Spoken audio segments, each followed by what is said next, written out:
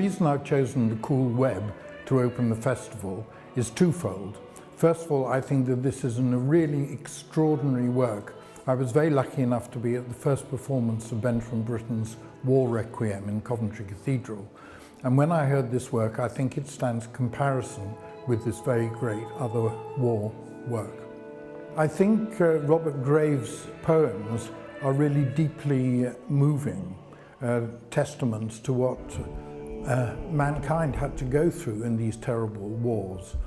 And I think that he cuts to the quick, the emotional core of what it was like to serve in the trenches and the awful war that followed, and he gave expression to this. And I'm really glad to be able to bring together this sort of great poetry and the great music to begin this festival. I've always loved Graves's poetry, and I knew a lot of it, and I had a lot of it in the house.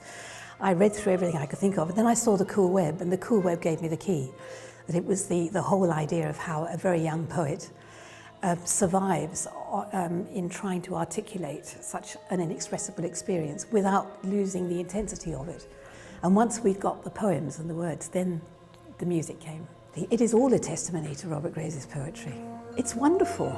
It's a lovely experience. It's a great way of revisiting the war.